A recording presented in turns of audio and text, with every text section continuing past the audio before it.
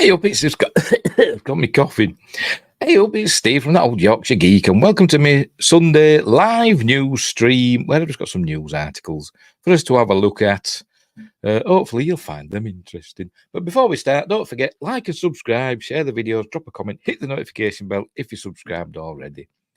We're live on YouTube. Let's check. Yes, we are. We're live on YouTube. We should be live on Rumble, so I've got to bloody refresh. It doesn't automatically come on Rumble. It's dead stupid. Fix your website.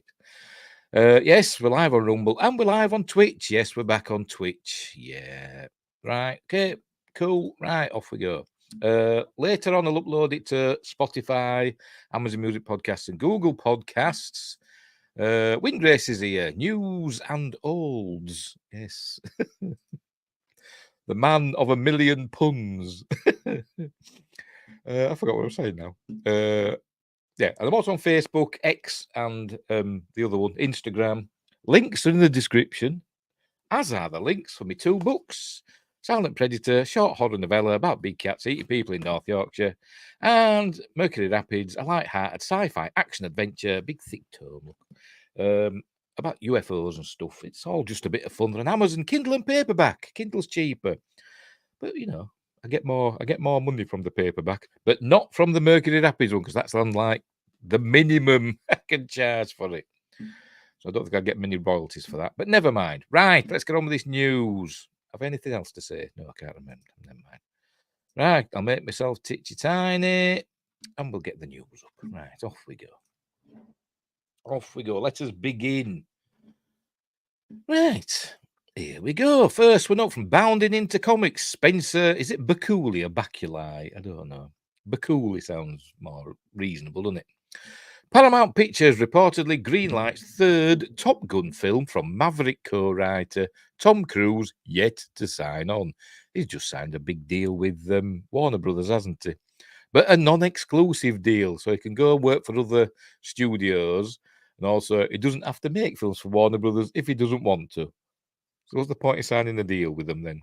Anywho, here we go. And there he is in a plane. It appears moviegoers will soon be looking to the skies once more as Paramount Pictures has reportedly greenlit a third entry into Tom Cruise's high-flying Top Gun franchise. There he is again. Bet he's about to do that. First reported as in development by the Puck's Matthew Belloni. Is that how you pronounce it? Because it's not a very, flattering surname, is it? On January the 11th, the threequel's first draft is supposedly currently working on by Top Gun Maverick co-writer Aaron Kruger, who, in addition to helping pen the 2023 Academy Award winner, is perhaps best known for being the sole scribe behind both Transformers Dark of the Moon and Transformers Age of Extinction. Not the best not the best things to have on your CV, unless you're looking at like how much money they made, which they probably made a lot of money. But they're not the best films in the world, are they? I told you we were going to salute, didn't I? There he is. Per Deadline's recap of Belloni's paywalled scoop, the film is currently looking to reunite the aforementioned Cruise with his Maverick co-stars Miles Teller and Glenn Powell under the watchful guidance of producers Jerry Bruckheimer and David Ellison. Maverick director Joseph Kosinski is also supposedly being looked at to either direct or serve as an additional producer on the film. However, as of writing, it appears that none of the above creatives has thus far committed to Paramount's next sortie. And there he is with Miles Teller, who does look alarmingly like, Goose, doesn't he? I forgot the name now. Him, yeah. Anthony What's-His-Face. Interestingly, this news of Paramount's apparent moving on Top Gun 3 comes just 2 days after it was announced that the franchise's star had signed a deal with Warner Brothers. But as I said, a non-exclusive deal. Quite a strange deal, to be honest. Discovery to help, Warner Brothers Discovery, to help the latter studio jointly develop and produce original and franchise theatrical films starring himself in 2024. Speaking to their new partnership, Warner Brothers Picture Group's two co-chairs / CEOs, Michael DeLuca and Pam Abdi, exclaimed, did they exclaim? They go, ah! That's what you're doing, exclaiming it. We are thrilled to be working with Tom. That's what you're exclaiming, isn't it? An absolute legend in the film industry. Sci-fi Quest. Oh no, another Top Gun. Well, at least it were good. At least Top Gun Maverick were good. You can't say like that. Can't say that. There's been a million of them, has there? There's only been two. It's not like another James Bond, which I don't mind because I love James Bond, or another whatever. There's been 80 billion of. I forgot what I want now. Our vision from day one has been to rebuild this iconic studio to the heights of its glory days. And in fact, when we first sat down with David Zaslav to talk about joining the Warner Brothers Discovery team, he said to us, we are on a mission to bring Warner Brothers back. We have the best resources, storytelling IP, and talent in the business. And we need to bring Tom Cruise back to Warner Brothers. I don't know. Has Warner Brothers not been very good recently? I don't know. They've had some good films out, haven't they?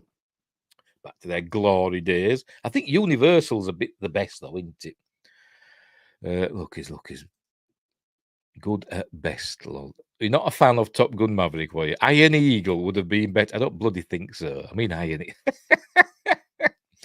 Eagle were all right. But, you know, it was no Top Gun, really, was it? When all said and done. Anywho, I forgot where we were now. Today, that becomes a reality, and we are one step closer to achieving our ambition, they added. We couldn't be more excited to welcome Tom back to Warner Brothers and look forward to bringing more of his genius to life on screen in the years ahead. And there he is, flying again. To this end, one wonders just how far out Paramount is looking to release the film, as between his new Warner Brothers Discovery gig, his ongoing work on both Mission Impossible Dead Reckoning Part 2 and the movie, I hope that does better than the first one, because the first one was a good film, but it bombed, didn't it? And a movie for Universal Pictures, which will see him taking a rocket up to the space station and shooting, and hopefully being the first civilian to do a spacewalk outside of the space station. I can't see that happening myself. I know it's Tom Cruise and all that, but I can't see that happening. Not really. I can't see it happening. Maybe going up to the space station, or maybe even going up in the Blue Origin, New Shepard or whatever, where it does like a parabolic launch, doesn't it? Just goes up and comes down.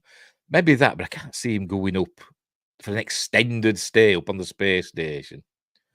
Because you can't just go up and stay like, you know, an hour and come home, can you? You've got to be there for a while, haven't you? Anywho, it seems Cruise's schedule for the foreseeable future, suffice to say, leaves seemingly very little room for any additional work. But then again, this is Cruise. As history has shown, if the Edge of Tomorrow star wants to make a movie, he'll find a way to make it happen. Time, budget, or even geographical restraints be damned. Or even gravity. Is that it? Right. Is it? Yes, it is. Right, yeah, I can't see him going into space, you know. But, you know, hopefully, I hope he does. I hope it's amazing, but I can't see it. Can't see the insurance people covering it, to be honest. But anyway, there you go. So, going to have a Top Gun 3, hopefully. What will they call this one? What will it be about? Will it be another, what do you call it? Another Star Wars A New Hope? That's all Top Gun Maverick was. It was still fun. What will they do this one? He'll have to actually fly his plane inside something and take out the car, you know, like in Return of the Jedi or Picard Season 3. Well, he's small enough for space travel. That's true. That's true. They could take him up, you know, like they take up the little plushies and stuff that they use, that what they call them. They like to show like a gravity. What's the term that they use for them? Just to show that they've hit zero gravity, or what they call it, free fall or microgravity. Take up a little plushie. They could take up a Tom, couldn't they, instead of that? Tom Cruise is so busy. What does he have coming then? Well, as I said, he's working on his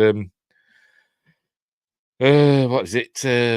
What do they call it now? Mission Impossible Dead Reckoning Part 2. He's working on that, isn't it? And obviously he's just signed this gig with Warner Brothers, so it's probably in his office.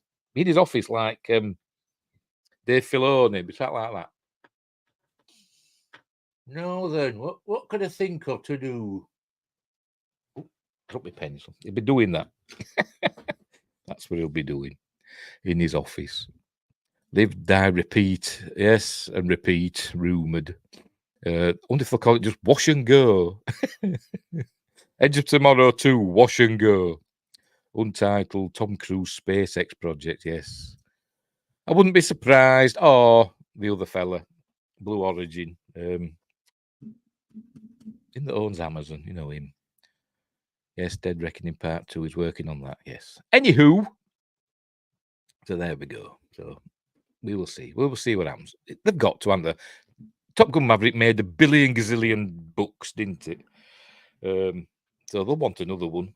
They've got to get the money's worth, haven't they? Right, so we'll move on. Hang on. 3 projects, one is a rumour. Yeah. Well, that's Hollywood, isn't it? So how's he so busy? It's Tom Cruise. It's always busy. Probably outside of working on a film, he'd just be busy being Tom Cruise. That's a 24-hour job in itself, probably. Interviews and all that shit that they've got to put up with. Anyway, let's move on. You're not a Tom Cruise fan, are you, Sci-Fi Quest? Not a Tom Cruise fan. Thought everybody loved Tom Cruise. Apart from his wives, ex-wives. Right, what's next? What's next? Kingdom of the Planet of the Apes stomps to early May. This is from, I can't remember, Deadline, Anthony D'Alessandro. And there's somebody from Kingdom of the Planet of the Apes, an ape. Can't remember which one.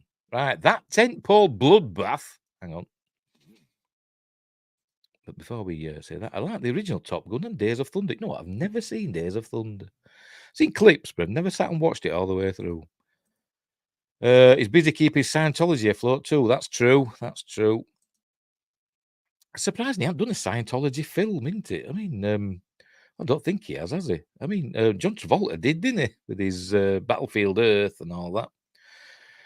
Anyway, pardon me. Right, where were we? That tentpole bloodbath that was to occur over Memorial Day weekend between 20th Century Studios. Oh, excuse me.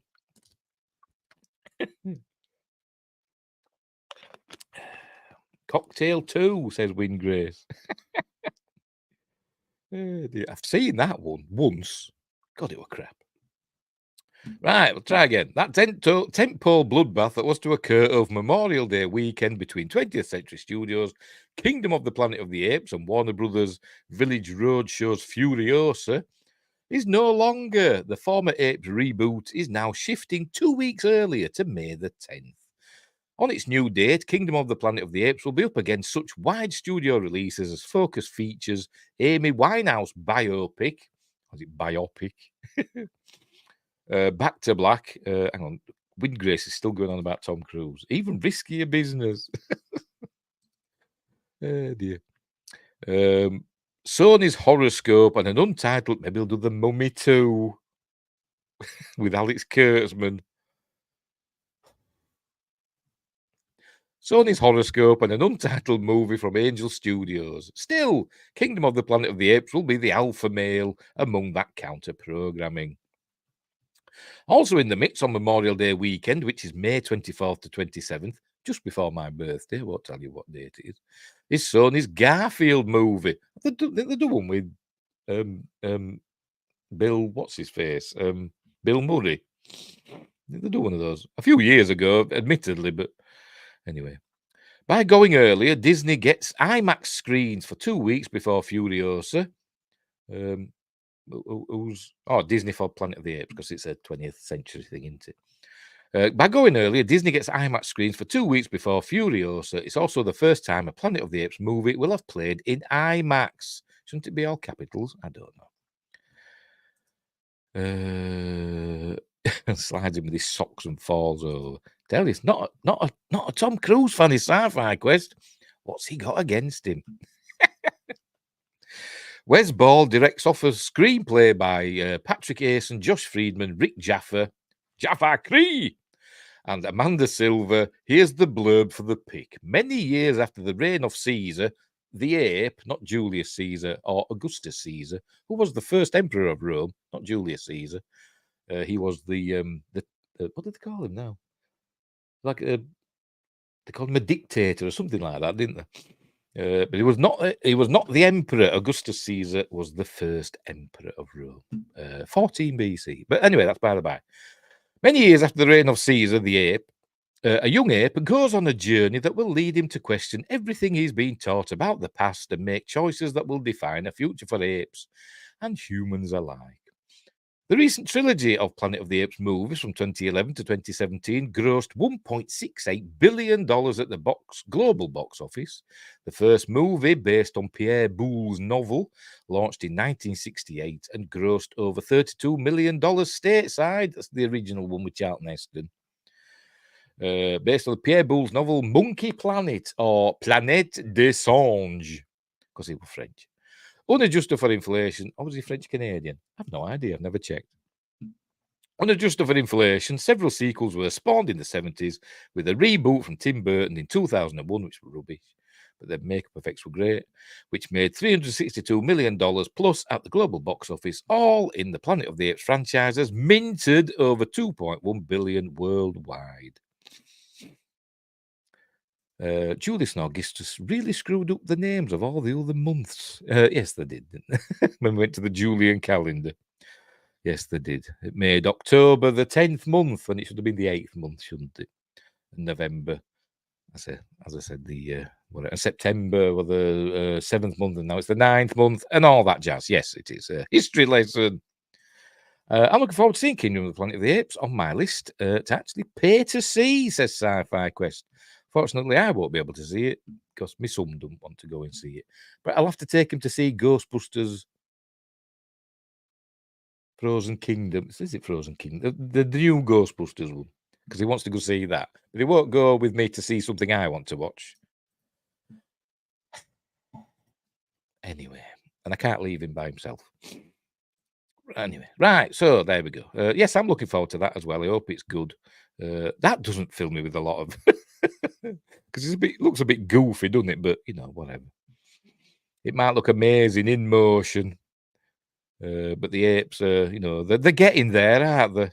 Soon we'll have Dr. Zaius, and all will be good. Anyway. Right, so we'll move on. That's it, I'm looking forward to that. Right, get rid of that.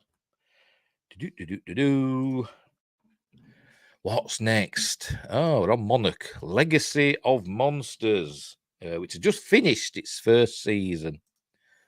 There we go. Will there be a Monarch Legacy of Monsters Season 2? Asks Radio Times, Morgan Cormack. And there's Kurt Russell, who plays one of the people that plays Lee. Oh, God, my brain. I've just bloody watched it and done a video about it. One of the characters, Lee something or other. His son, Wyatt Russell, plays the younger version of that character. Anywho, Sci-Fi Quest says, do you remember a time we put up with what we got? Lol, you'll see Kingdom with me or stay home. Laugh my well, yeah, but like I said, I can't really do it with him. Being autistic and all that. I've got to put up with it. Anyway. Right. Over the past few months, fans have been gripped by the new series Monarch Legacy of Monsters, which has now aired its anticipated finale on Apple TV+. The 10-part series, and it was decent for the most part. It had a massive dip in the middle. It was crap in the middle for about 2 or 3 episodes, and then picked up again towards the end. The 10-part series followed 2 siblings who followed in their father's footsteps. Really, they were just looking for him to uncover their family's connection to the secretive organization known as Monarch. The Monsterverse series is in the same universe as Legendary's Godzilla films and Kong Skull Island, with the series introducing us to characters across different timelines. As the series has now reached its end, fans are naturally wondering whether or not a potential season 2 could be on the cards. So will there be? Speaking exclusively to RadioTimes.com, series director Matt Shatner, one of them, it was directed by many people, admitted that he hopes there's a long future for it, but with the series yet to get a renewal announcement, we'll have to wait and see. Here we go. As of now, Apple TV Plus has not renewed Monarch Legacy of Monsters for season 2, but the team behind it, it would very much hope for more. I think. Tell you what am I always saying about proofreading. Chatting exclusively to RadioTimes.com, director Matt Shackman said, "I certainly hope there's a long future for it." Yeah, you just said that. At the moment, it feels like I should knock on some wood and just hope that people really enjoy and love this season, which so many people put their heart and soul into. And we really hope that audiences love as much as we love it as much as we love making it. Well, I hope it does get a season 2, but I think that mid-season dip could have spoiled some of the numbers. It could have put people off, in my opinion. I don't know the numbers for it either. I don't know how successful it was for Apple. Is anything successful for Apple? How many people watch Apple TV? No idea. Similarly, showrunner Chris Black told TV Line, "We do not have a season 2 order. This show's done very well." Oh, there we go. So we're optimistic and excited. We feel we have more story to tell. In terms, hang on, saying, my nephew has Asperger's. He's nuts about Lego, Sonic the Hedgehog, Fortnite, and Star Wars. Trying to convince him to watch Trek. My son likes a bit of Trek now and again. Now and again, but he's not mad on it. It's Apple, though. I think Apple has crap numbers in general, but good content. Yeah, pretty much. That's what I was thinking. So, got to see how well it did against other Apple content. I forgot what I want now.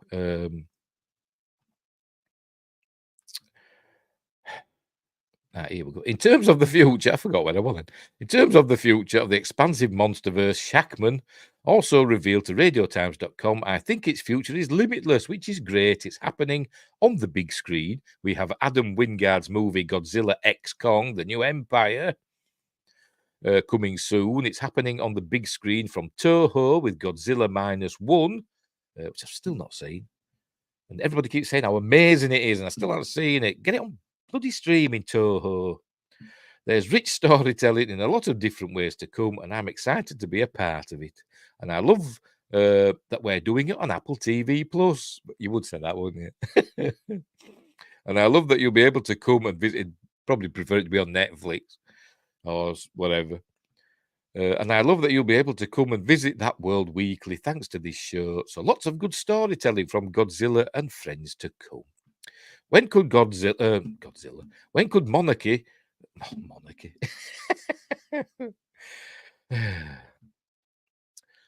When could Monarch Legacy of Monsters season 2 be released? Our speculation. Hang on. Cypher says, "I love Monarch. I enjoyed it, and guess what? I don't know. I don't know. But I thought it were all right. Like I said, massive mid-season dip. I'll keep beating my drum. Season 2 better be about creating Jet Jaguar. Jet Jaguar." Oh, guess what? No Tom Cruise. No, I don't think Tom Cruise will be in it.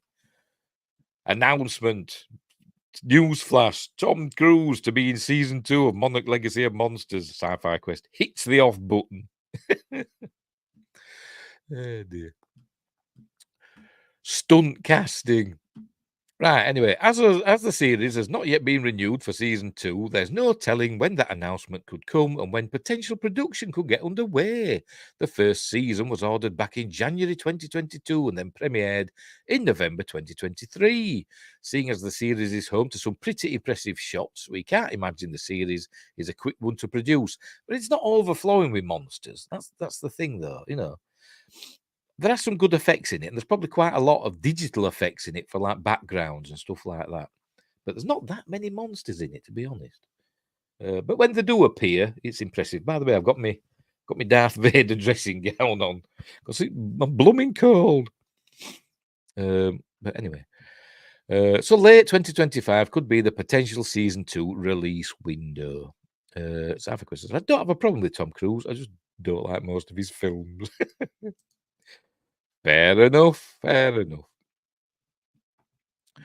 I don't know why, but never mind. And there's Keiko, not Keiko O'Brien, from Monarch, and that's the young Bill Randa who would grow up to be John Goodman. She doesn't grow up at all because spoilers, she stays the same age for 60 odd years. I'll not tell you how, but she just does. As for who will be making a return in a potential season 2, we would expect the main cast to all return, but with one character perhaps not making an appearance, depending on what timelines a new series would cover. As revealed early on in the series, Keiko Mari Yamamoto fell to her death. Wink. Which was teased in the very first episode before the timeline rewound to 1952. Of course, a new season of the series could focus on different characters and a different subplot entirely, but we'd assume as of now that it would continue to explore the life of Army Officer Lee Shaw, that's the fella, played by Kurt Russell and Wyatt Russell, with his massive chin. He's got a massive chin as Wyatt Russell. He's like that Jimmy Hill.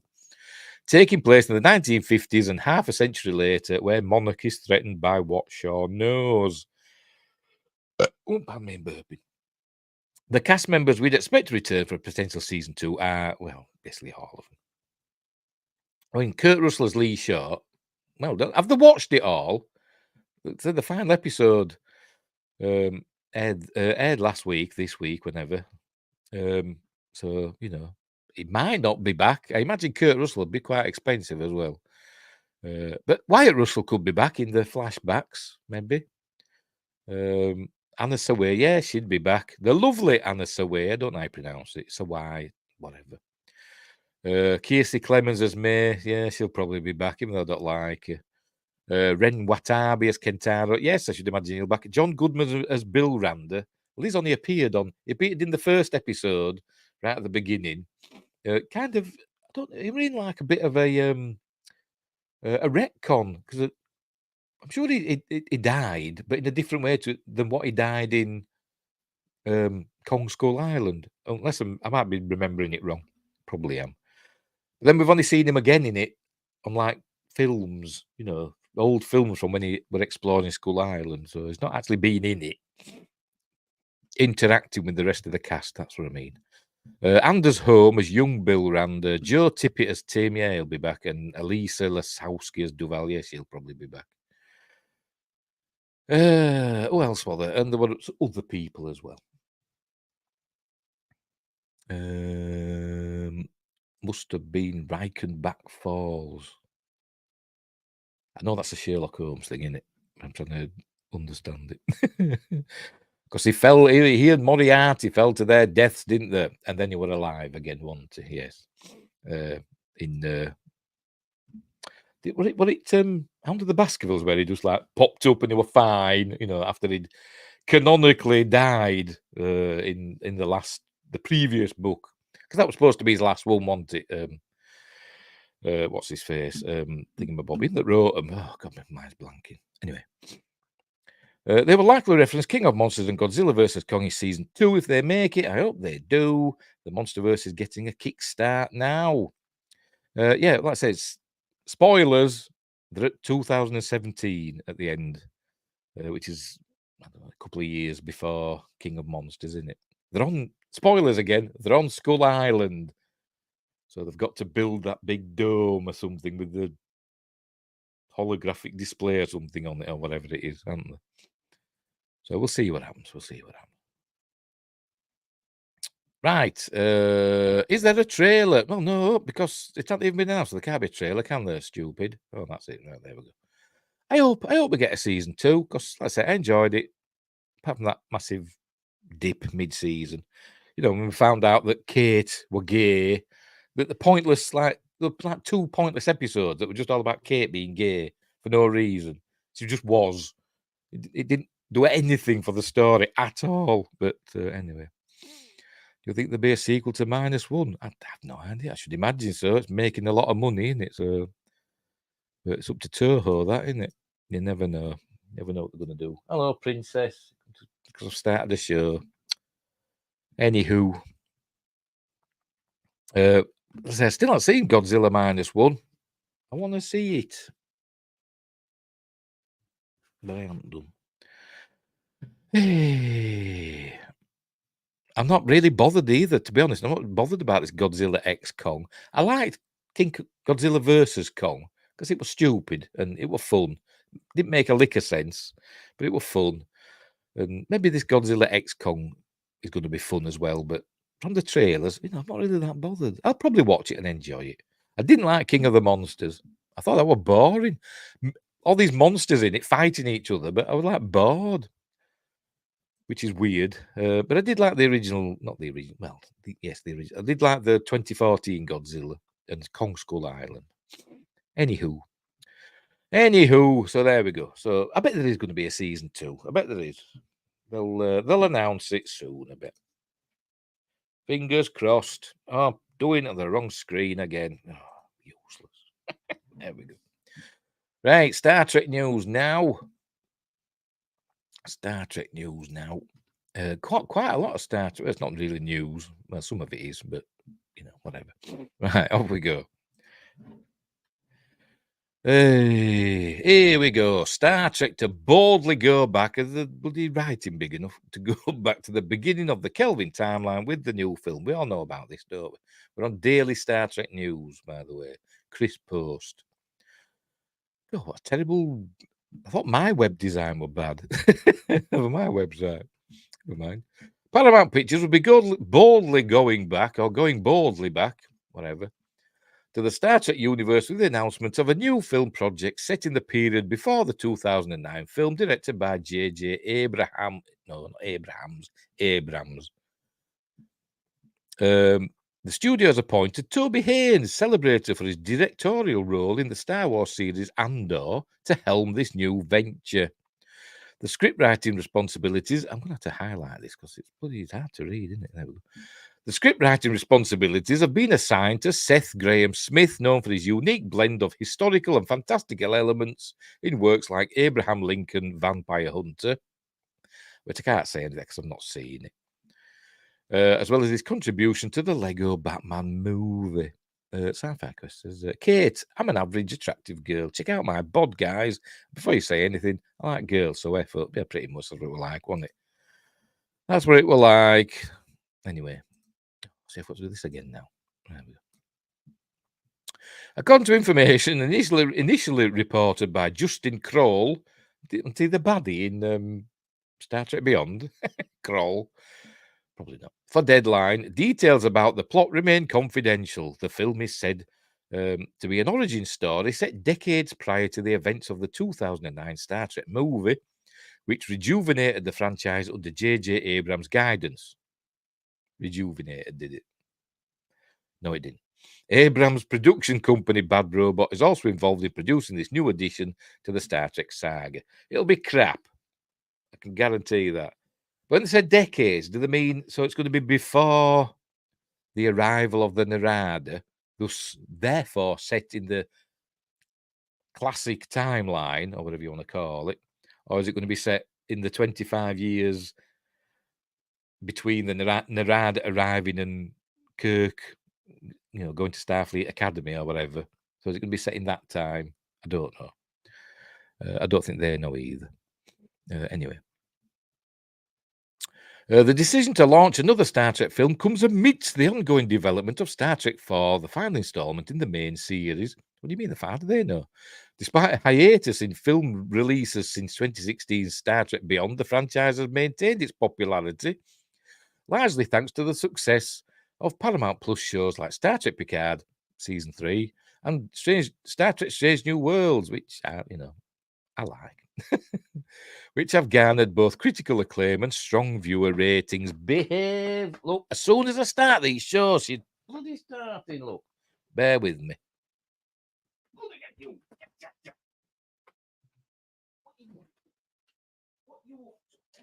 being naughty? You wanna? As soon as I start the show, bloody hell. Ah. I never learned. Never learned. Yes, never mind being gorgeous. Never mind being gorgeous.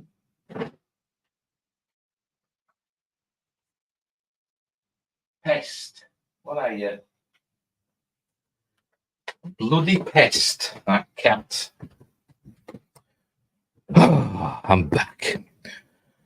Anyway, Wingrace says if they were smart, they'd hire him to make an Andor show for Star Trek 2. Yeah. Like an adult Star Trek, is that what you mean? I mean, it could be argued, the Kurtzman Trek's adult because they have F-bombs in it, don't they? Never mind. Yeah, before the 09 movie, but it changed the whole universe from the Big Bang, apparently. Yeah, I'd seen that somewhere. Somebody said that time, like an event that happens, the ripple doesn't only go forward, it goes backward in time as well. Sounds like a cop-out, doesn't it? Anyway. By the way, I fed the cat. She'll probably come, but she'll eat that now, and then she'll come back and start scratching again, be naughty. All right, no, a show about Andorians. Oh, yeah, Andor, of course, yeah. Yes, Andorians. Which is a lovely world. We went to Andor in Enterprise, didn't we? It's a lovely ringed world with, it's very cold. Where the Andorians and the my brain stops bloody working. It bloody does. Andorian Vulcan War. Yes, well, yes. We kind of saw that in Enterprise as well, didn't we? That was me. The beta canon said it impacted time in both directions to explain why characters were different ages. Oh, but is that where I heard it? So there you go. Right, where were we? That bit there. Right. Paramount, under the leadership of Brian Robbins, recognises the potential to build upon this enduring popularity. Who the hell's Brian Robbins? The studio's strategy mirrors that of its streaming arm, which has simultaneously developed multiple shows within the Star Trek universe. Toby Haynes brings to the project his experience in handling major IPs, having directed several episodes of Andor. Why didn't I get that? Andor and Star Trek Andorians. Because I'm an idiot, that's why. A Star Wars series that has received critical acclaim and is nominated for 8 Emmys, including Best Drama Series. Seth Grahame-Smith, besides his novelistic feats, has established himself as a prominent figure in genre and fanboy circles, with notable credits in both production and screenwriting. Wingress says they can always say red matter and leave it at that. Yeah, they can, yes. Well, they probably will. It's J.J. Abrams. They've got to have red matter in everything, haven't they? I'm surprised he didn't elbow it into Star Wars. I mean, maybe he did. Maybe there is in there somewhere, some magical red thing. I bet there is. I bet there's something in there. The Kyber crystal became red matter or whatever. Why didn't James T. Kirk go to prison after stealing his stepfather's Corvette? Probably underage. Probably went to juvie hall, as they call it over there. Hate that film. I don't hate it, but it annoys me. The first one kind of annoys me, but I didn't hate it. I hated Into Darkness, and I quite like Star Trek Beyond. But it had issues. Anywho, let's move on to the next Star Trek story. What's the next one? Oh, aye.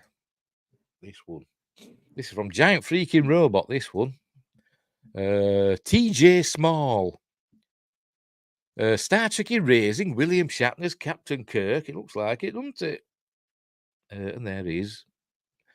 On the bridge of the Enterprise, NCC 1701. Yes, citizen, what's your name? Was that a robot or was it a person? I don't know. But it's nice to know there's still Nokia phones in the 23rd century. I'm watching you, Fanny Ann. Yes.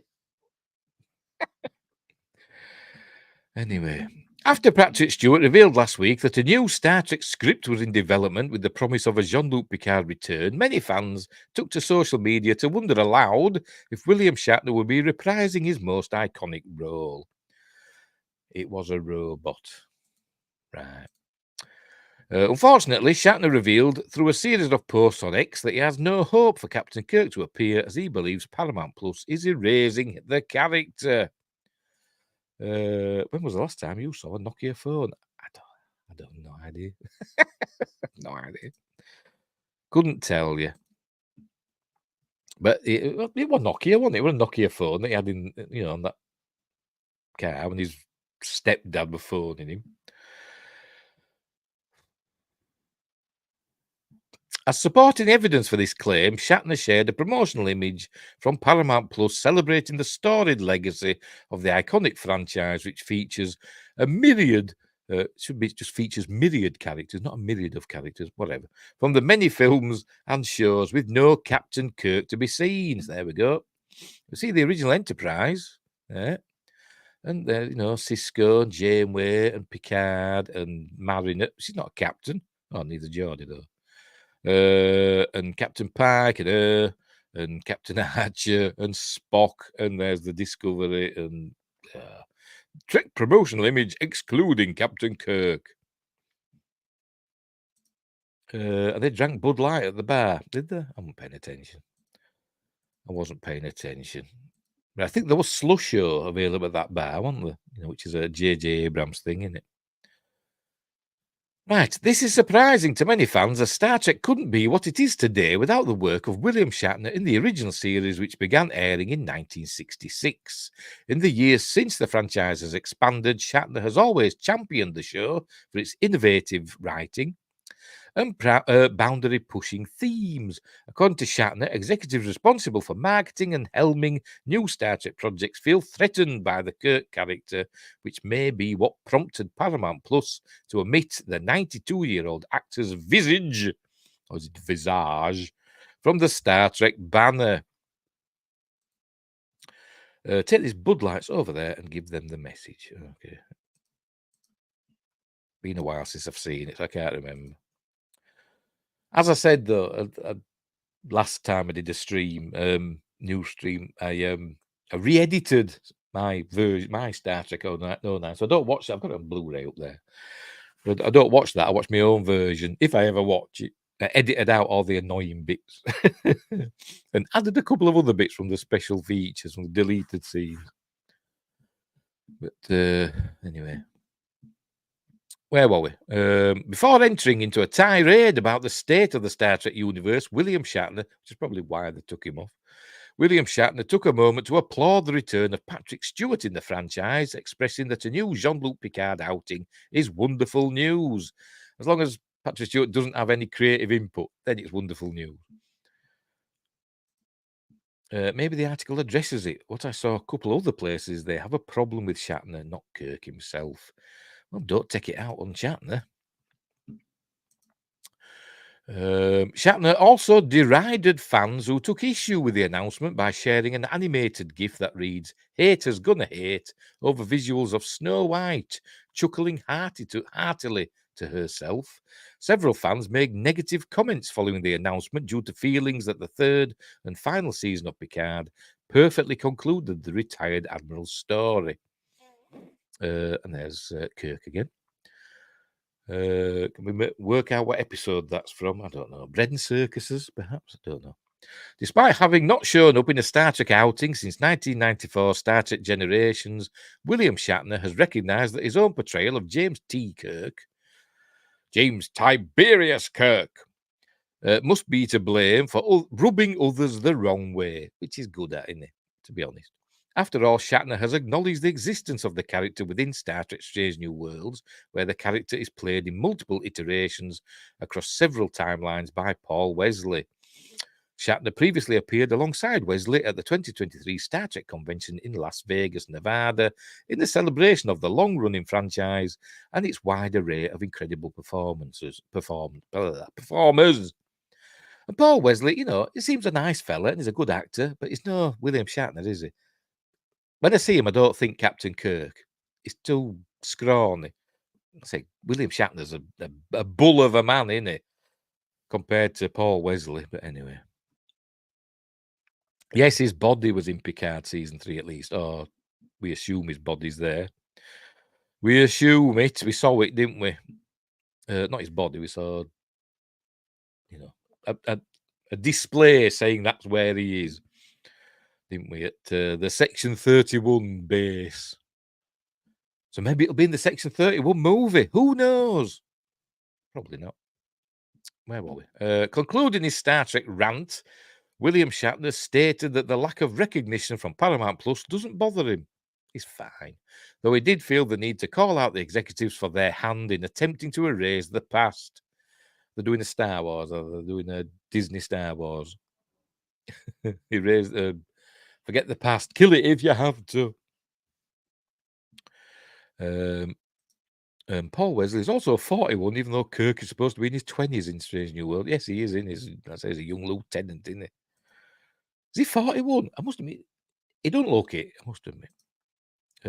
Well, a display with Captain JT, was in it, yeah. Yes. And that company, didn't they? That with the Roddenberry Foundation, I forgot the name of it. They did that clip. It's on YouTube that you can see it showing Spock retrieving Kirk's body from Viridian 3, didn't they? But anyway, is that canon now? Don't know. Luckily, Shatner has moved on to other projects in recent years, including joining Jeff Bezos, that's the fella that owns Amazon, on a brief but fascinating trip to outer space. Tom Cruise has never been to outer space, has he? Sci-Fi Quest, no, but William Shatner has. Yes, that's all. Yes, TOYG, yes. Yes. A display said body recovered from Viridian 3 for use in Project Phoenix, as in rising from the ashes. He'll be back. He'll be back. To continue his newfound thirst for adventure, the Star Trek actor has recently announced his partnership with Space 2C for a once-in-a-lifetime cruise across the Antarctic. Tickets are mostly sold out for the trip already, though the cheapest packages started at over $30,000 per room. Suppose it'll go. Most of that will go on heating, won't it, across the Antarctic? For those hoping to sail the high seas with William Shatner, you may need to begin saving for next year's trip. Oh, that's it. There we go. So, but yes, that's it. Don't know why they didn't put him in. I mean, it's Kirk after all, isn't it? He started it, didn't he? He started it. He said, "Oh no, Pike were first in the cage." Well, no, but that one, Kirk were the first on screen captain, wasn't he? So there we go. He should be there, and she shouldn't be there, front and centre. She should be one of these little ones at the back, over here somewhere. She should be over there. Kirk should be there, giving it that.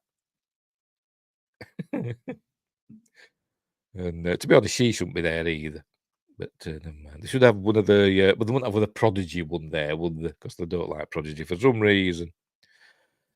Yes, Archer was first. Chronologically, yes, he was. But Kirk was first in real time. Oh, dear. I think last time they used the animated series Kirk, and now he's gone completely. Yeah, tell you, they don't like him, do they? Because he speaks his mind.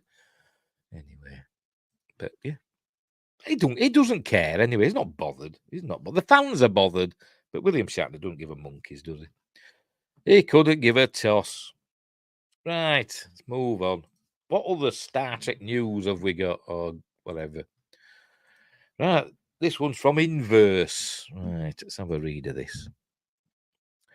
Ryan Britt wrote this one. Star Trek legend says, I won't call him a legend, says canon has never really mattered. John Billingsley, who's now a Star Trek legend apparently, never mind, is serious about the positive impact of Star Trek on the real world, but don't get bogged down by the details. And there's John Billingsley as Dr. Phlox in the episode Affliction, I presume. The one where the Klingons get their smooth foreheads. I think it's that one, probably.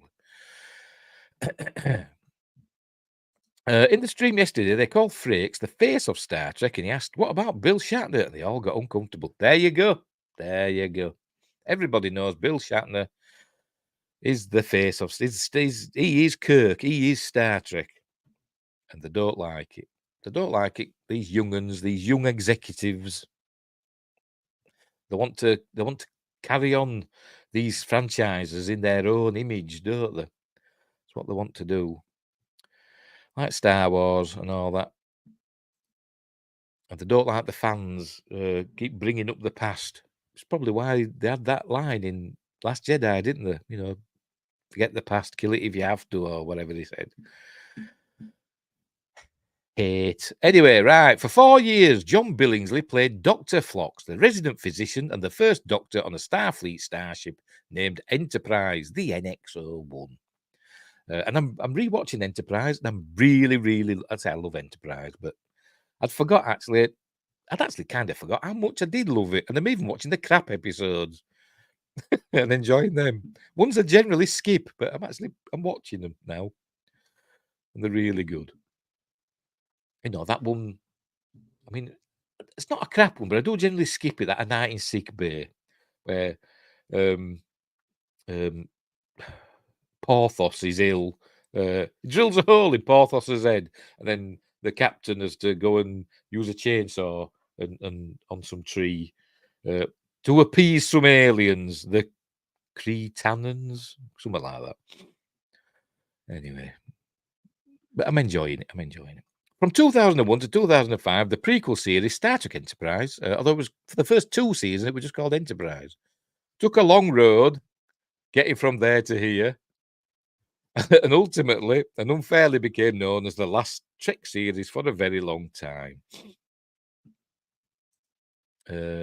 All for the dog peeing on a tree. Yeah, or whatever he did, yes. Yeah. Today, 19 years after it was cancelled, I still don't understand why he had to take that dog with him. Anyway, never mind. Archer had naughty to Paul dreams in that one. Yes, he did. Yes, he did. But, you know, I nearly had a T'Pol story today because there's like, she put a photo on Instagram or something and people are saying she's aging backwards because she still looks fit. There's Jolene Blaylock. But I decided not to bother with that one. Because she is fit, isn't she, Jolene Blaylock? Right, today, 19 years after it was cancelled, John Billingsley feels the reputation of Enterprise is much better than it ever was when it was on the air. It's my favourite Star Trek series. It honestly is. Honestly is. In terms of episodes that I watch and don't skip, I think I've probably watched more Enterprise episodes than I skip. And I can't say that for the other series. But most urgently, he's more interested in how to use the idealism of the Star Trek universe to help solve a very terrestrial problem, hunger. Ahead of the charity drive Trek Talks 3, Billingsley talked to Inverse about how to make Trek idealism impact the real world, what it was like to make Enterprise, and where he sees the future of the Trek canon headed. Have a drinky.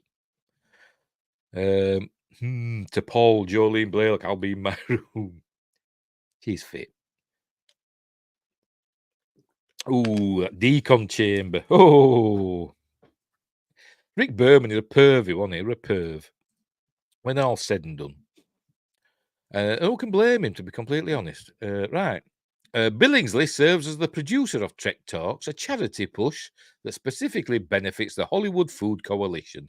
Now, in its 3rd year, this virtual Star Trek convention features an array of online panel discussions with a variety of guests, ranging from Jonathan Frakes, they spelled that wrong, don't have any H there, does it? Terry Matalas, Tony Newsom, Michelle Hurd, Jerry Ryan, Ashley Sharp Chestnut, amazing name, and so many more. It's also hosted by Trek Geeks, Trek Movie, and Roddenberry Entertainment, the company of Rod Roddenberry. Rod, my dad is turning in his grave. Roddenberry, son of Trek creator Gene Roddenberry. I'd probably skip the least in Voyager and Enterprise. It's probably same for me as well, to be honest. To be completely honest. Yes, least, yeah. To be completely honest. Did you not like Endgame Part 1 and 2? Oh, no, yes. It meant least, not last. It probably skips the last. Yes, Endgame's cool. Anyway. But I bet you skip the last in Enterprise, that these are the Voyagers, which I don't mind, to be honest. I didn't like it first time I watched it. But, you know, repeat viewing, it's not as bad as people make out. But Trip's not dead. For curious fans, there's no paywall to view the panels because Billingsley believes that in the spirit of Star Trek, you have to rely on the honor system. When you are trying to expand the network, when you're trying to spread the word, you should create entrances, he says. Exit signs don't work. Entrance signs are what you need, and lots of them. And there he is. And there's Robert Picardo, Gates McFadden, Cheryl, and somebody else there, though I can't make out what that is.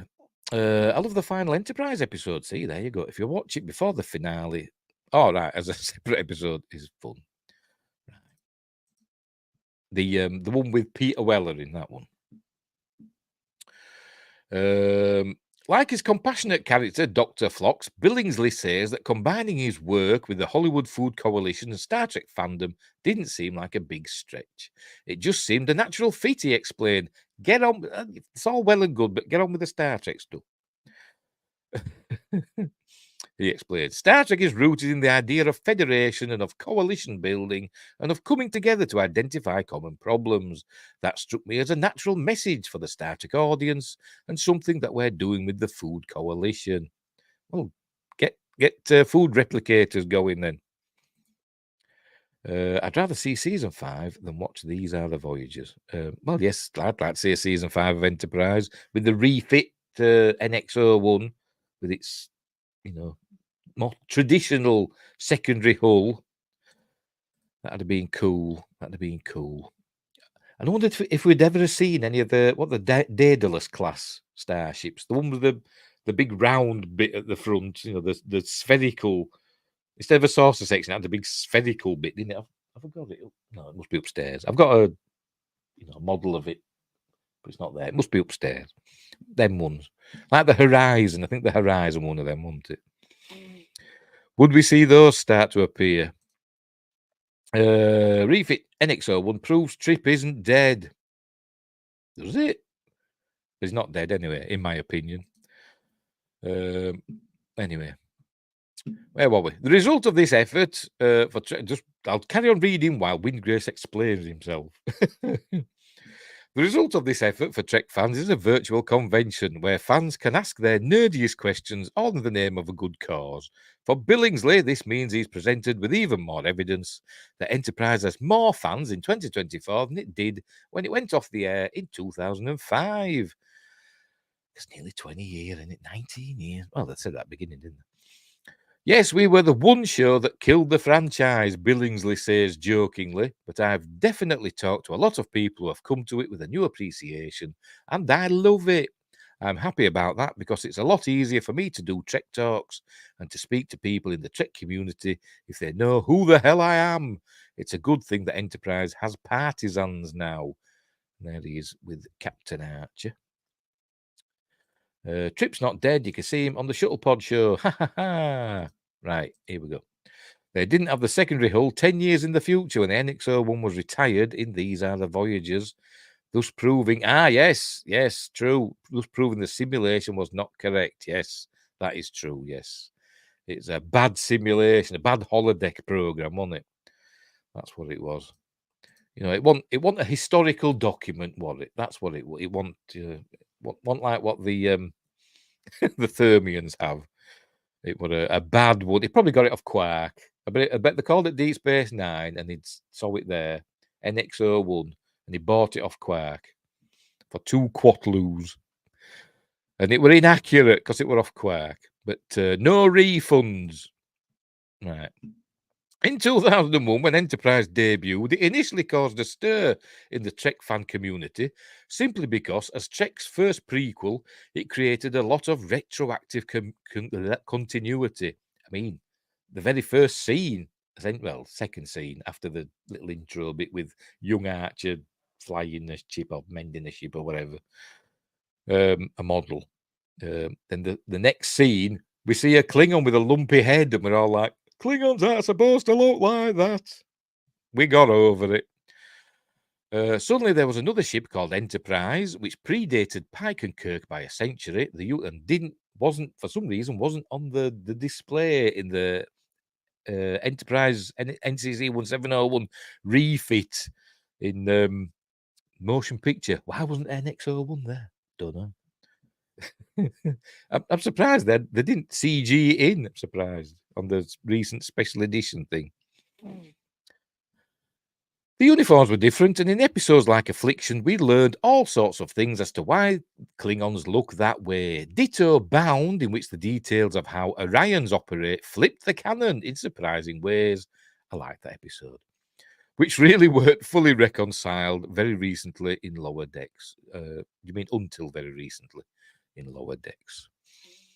They should have used the refit in These Are the Voyagers. It was ready to go. Yeah, apparently it was, wasn't it? Yeah. Anywho. And yet, because there have been 2 big prequel series since then, Discovery and Strange New Worlds, yay, the foundation of a lot of modern Star Trek owes a lot to Enterprise. From Billingsley's point of view, the canon arguments have a certain amount of merit, but only to a point. I imagine him being like, I forgot the name of his character now in Star Trek Stargate SG-1. You worshipped the altar of Trek. What was the name of his Windgrace? What was the name of his character in Stargate SG-1? I heard the explanation is the name was originally not Enterprise, but because Cochrane learned of the name in First Contact, it kind of filtered into the timeline, changing the name of the first NX class. Don't know. I said that they called them, they named them after the shuttles, didn't they? I don't know if it was supposed to be, if that were in Starfleet history, or if it were in just the show's history. They named after the shuttles, didn't they? The Enterprise, then the Columbia, and I presume the next one would be whatever next after Columbia. I can't remember. Discovery, maybe, I don't know. But anyway, what he Coombs in SG-1, yeah, great episode. The Other Guys, one of the best episodes of Stargate SG-1. The Other Guys. Star Trek, he says, Star Trek is a narrative from beginning to end, Billingsley says. So if you completely disregard narrative sense, I can see why fans might feel this lifelong project has been pissed on. I get that. You can't do anything right, really, can you? There'll always be Sunday morning. I mean, they'd be like, Sci-Fi Quest would be saying, why isn't Tom Cruise in this? That's what he'd be saying. Yeah. We're here to rescue you. Stand easy. We're here to rescue you. It's just a great episode. Oh, look, he brought Coombs. It is. Seek it out. Pissed on from a great height, see, told you. That said, Billingsley is also aware that the fandom of Star Trek is much bigger than the nitty-gritty Trekkies who are keeping track of timelines and canon. Enterprise was canonically controversial then, and perhaps only because it was new at the time. Like I said, everybody were moaning about the Klingons, weren't they? But then to wait until the 4th season before that were addressed. So that, shut everybody up, didn't it, I suppose? But it could be argued that, there's other canonical stuff going on in Enterprise that wasn't. I mean, Earth humans weren't supposedly weren't supposed to come across the Klingons for like 70 years or something, something like that. But never mind. I blame Star Trek First Contact. That changed everything, didn't it? Changed everything to Star Trek First Contact. Anywho. Sometimes that's the strength of it. Sometimes I think that's the weakness of it. Billingsley reflects. It's like when you're turning the channels. I know immediately when I'm on Star Trek, it registers on my subconscious before it registers on my conscious, because I just recognize the visual signature of Star Trek so quickly. Wingris says there's a planned season 5 episode that the timeline is corrected after they finalize the B temporal Cold War, and somehow Phlox is the only one to remember the change. Right, cool. Like I said, they were season 4. They were getting ready, weren't they? They were putting the things in for future Star Trek, weren't they? The alliance and all that were going to become the Federation, and all the bumpy Klingons and all this other stuff. It were all going in there. So yes, I believe they probably would have done something to sort it all out. The OG canon was all the pre-Federation Starfleet ships were supposedly to be mostly Daedalus class science vessels with warp 3 top speed, I think. I wouldn't be surprised. But again, original series canon, wasn't, unless you're into Robert Meyer Burnett, he thinks it's the be all and end all, the original series, and it's cool and it's great and it started it all. But it was a bit all over the place in terms of canon, wasn't it? It got really serious, didn't it? With Next Generation when that started. Really, from season 3, really, the Next Generation. That's when it got serious. But in my opinion. Anywho, so is that visual signature to an extent the same thing as canon? Does canon really matter? Quote, I imagine that the folks who produce Star Trek also get an earful from the 20% of fans who aren't fine with changes. Billingsley says with a laugh. The great bulk of people are like, I don't care. I watch television. This is fun. I like watching it. And then there are people deluged with the canon. It can't help but be. It can't help but be in the back of the minds of the people that make Star Trek that in an ideal world, we serve both audiences. I look at it this way. If they're telling a good story, and they make some mistakes or they ignore canon, but the story's good, fine. Or maybe they'll address it later on, because you never know, do you? We never thought they'd address the Klingons' foreheads, but they did. They got round to it eventually. So there we go. I mean, they never explained. We went for years and years, didn't we? But Klingons appeared magically with bumpy foreheads in Star Trek: The Motion Picture, and people were just saying, "Why do the Klingons look like that?" Because it was a film and they had more money. But they just thought, fair enough. They just got on with it, didn't they? And went all through Next Generation, Deep Space Nine, Voyager, the beginning, and Enterprise even, until it were addressed as to what happened. So 1979 to, I don't know, 2004. So it took them 15 years. 25 years, sorry. Something like that. Yeah, 25 years. To address that, didn't it? So there we go. So stop moaning about canon. As long as the story is good. If it's a crap story, then moan about canon all you want. If they're just changing it willy-nilly, just for no reason, just to annoy people. But but don't go overboard. Just changing things for the sake of it. That's how I look at it. I mean, that's one of the big things about Strange New Worlds is essentially the Enterprise itself, isn't it? It's massive on the inside. All the rooms are huge, and it looks different on the outside as well. It's a different shape and everything. Still looks nice. It's a different shape. So I'm thinking, are they going to address that at some point? Is it going to get a refit and make it look like the OG Enterprise? Don't know. I mean, we know that that's still canon because the OG shape, the Constitution class, was in Picard season 3, wasn't it? The USS New Jersey. Canon creates consistency, in my opinion. Like when the Klingon changes due to Paramount making the movies had to be different from CBS's version. I don't know if that was the case. I think they just had more money, and Gene Roddenberry wanted alien-looking Klingons. That's what I think happened there. So in that case, why didn't he change the Vulcans? They still looked exactly the same, didn't they? But didn't change the Vulcans, did they? And why did they change the Romulans in Next Generation? That was another thing that got me wondering. When we first saw the Romulans at the end of season 1 of Next Generation, they suddenly had head bumps, didn't they? I thought, well, why have they got those? And they didn't address that until Picard season 1, wasn't it? Wasn't it Picard season 1 where they addressed that, where the ones with the bumps are from the north or whatever, and ones without the smooth ones are from the south of Romulus, or vice versa. I can't remember which way around. Doesn't make a lot of sense. But anyway, right. So there you go. There you go. The canons never really mattered. Not to the people in charge. But he shouldn't be saying that because he was Coombs in Stargate SG-1 and he bows to the altar of Roddenberry, doesn't he? I said, watch that episode. The other guys, it's a great episode.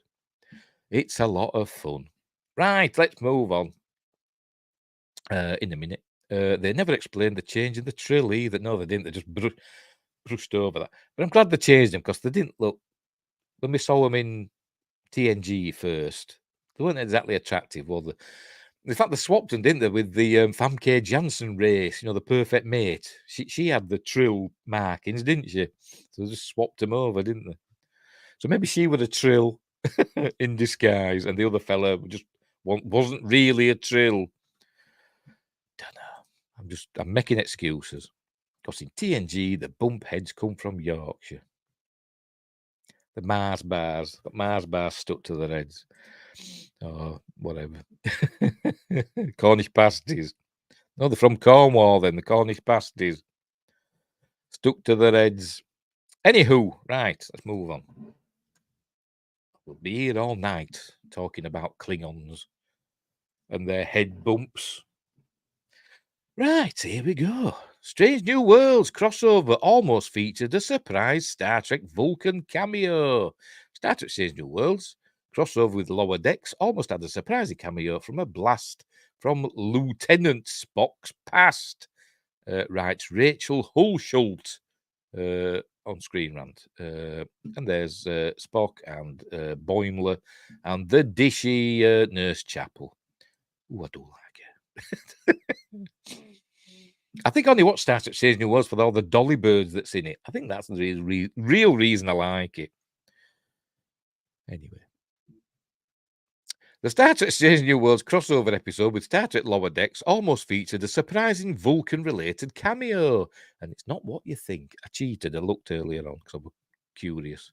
In Strange New Worlds Season 2, Episode 7, those old scientists, Ensign Brad Boimler, Jack Quaid, and Beckett Mariner, Tawny Newsom, will we ever find out why she's got a different last name to her mother? Has she been married at some point? I don't know. But anyway. Or did she just change her name? I don't know. Find themselves in the past on the USS Enterprise of Captain Christopher Pike, Anson Mount. Hijinks ensue as the Enterprise crew works to get Boimler and Mariner back to their own time period. Those old scientists is not only hilarious, but also acts as a love letter to everything Star Trek, as Boimler and Mariner geek out about getting to meet legendary Starfleet heroes. What is it with Nurse Chapel? I don't know. She's fit. I like her. And she's Australian as well. Not that that's got anything to do with it. The final moments of the crossover feature a delightful scene of the Strange New Worlds crew in animation that almost included the appearance of a Vulcan Saylat. Bear-like beasts often kept as pets by Vulcan children. Saylats have only appeared a couple of times in the Star Trek franchise. During Trek Talks 3's Those Old Scientists panel to raise funds for the Hollywood Food Coalition, the writers of the Strange New Worlds crossover, Catherine Lynn and Bill Wolkoff, joined Tawny Newsom and director Jonathan Frakes to discuss the episode. Mariner is her middle name. Her real last name is that true? Is that actual in her bio? Mariner's a middle name. What? Is that true? I'll take your word for it, Win Grace. Because I've searched on the internet, and whenever I've searched, it's always said that it's not been addressed yet. So that's what my research has uncovered, unless they've changed it recently. Where were we? To discuss the episode. That's on Memory Alpha, is it? Right, I'm going to look it up now. I'm going to look it up now. Don't care. I'm live. I am correlating Wingrace's thingy. Right, Beckett Mariner. Right, here we go.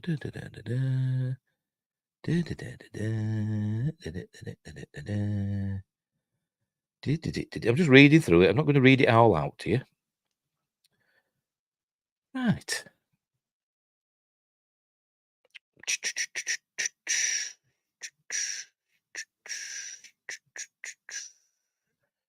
I'm going to have to search out. I'm going to have to find on the page that middle name.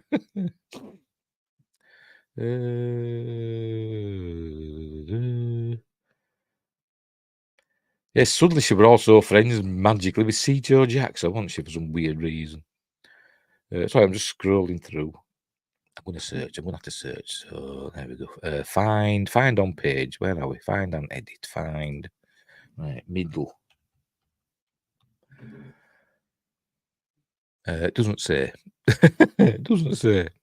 Doesn't find middle name. Well, I'll take your word for it. I'll take your word for it. But it doesn't say it on not that I can find on Memory Alpha. Right, managing his relationship was often rocky conflict. No,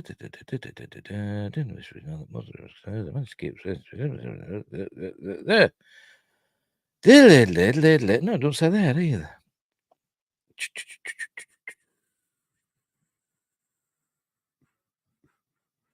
Whatever. I'll take your word for it. Oh, sorry, it was on Reddit. Sorry, that's got me looking through all that. Oh dear. Hey, Windgrace, I hate you. Right, where were we? Right. The final moments of the crossover feature a delightful scene of the Strange New Worlds crew in animation that almost included the appearance of a Vulcan Saylat. Bear-like beasts, often kept as pets. I've just read that, haven't I? I've just read that. When asked if there was anything that didn't make it into the final episode, Lynn and Wolkoff had the following to say. Yes, you task me, and you shall have me, but not that way. Which I watched today. It were on telly. It was Star Trek 2 on one of the Sky channels. Star Trek 2, The Wrath of Khan. And I had to sit and watch it all. I was waiting to play. I actually sat with my headphones on, waiting to play Assassin's Creed. I thought, no, I'm finishing watching Star Trek 2 first. It's that good of a film. Windgrace, with the grace of the wind. There we go. Right, Catherine Lynn said, a Saylat. Bill and I had an animated Saylat at the end that got cut, which is a Vulcan. We all know what a Saylat is. We've spent the last year trying to get a Saylat back into Strange New Worlds. Bill Wolkoff said, that's the Saylat that could have been. And there's Spock's. Is it Ichaya or something it's called? What about me? We can look some pictures of the Saylat. There's Spock's pet Saylat. There it is. He had an annoying voice in that episode. The young Spock. There it is fighting whatever that is. And it dies, doesn't it? It dies. Poor spoilers. And there's this wild Saylat in the Enterprise episode, The Forge. There it is, but we don't see it very closely. Despite their 6-inch fangs and aggressive nature, domesticated Saylats are a popular pet for Vulcan children. In Star Trek, the original series, Season 2, Episode 10, Journey to Babel, Spock's, Leonard Nimoy's parents visit the USS Enterprise. Spock's mother, Amanda, Jane Wyatt, reveals that the young Spock had a pet Saylat he was very fond of. It's another bit that they changed in canon, didn't they? Because they didn't realise, or they didn't seem to realise in that episode that Spock was the son of Sarek and Amanda, did they? It were all a big mystery that were uncovered. Saber-toothed bear, yes. One of the beasts from the Lager of Lamont commercials. Remember them? I forgot what I want now. Spock's mother, Amanda, Jane White, reveals that the young Spock had a pet Saylat he was very fond of. Although Amanda describes the Saylat as a fat teddy bear, Spock is quick to point out the creature's 6-inch fangs. The second episode of Star Trek, the animated series titled Yesteryear by D.C. Fontana, features the first appearance of a Saylat, revealing Spock's pet name was Ichaya, with his annoying voice. In Star Trek Enterprise Season 4, Episode 7, The Forge, Captain Jonathan Archer, Scott Bakula, and whenever I see Scott Bakula, I always think of What We Do in the Shadows. Do it always? Scott Bakula! I think he's a vampire. Anyway. Oh, that's going to be the final season of Discovery. Burnham is going to go back and save the Saylat from dying. Probably. Because what Doug Jones has said, it's beautiful, the end of Star Trek Discovery Season 5, aren't it? I was going to include that in the list, but I thought, no, I can't be asked. The Beast of Bodmin Moor. I remember when that first started, it got my imagination because I was thinking, it's a werewolf. But no, it's probably just a big cat, isn't it? Anyway, where were we? Scott Bakula, and Sub-Commander T'Pol, Jolene Blaylock, must travel across an inhospitable Vulcan desert. During their trek, Archer and T'Pol are chased by a wild sailor, and T'Pol reveals that she had a slightly smaller, domesticated one as a pet. At Archer's shocked reaction, T'Pol points out that he has his beagle, Porthos, but Archer replies that he doesn't have to worry about Porthos eating him. The sailor briefly seen in the forge, I think Porthos would probably eat him if he died. If all the crew died, apart from Porthos, he'd have a whale of a time, wouldn't he, eating them?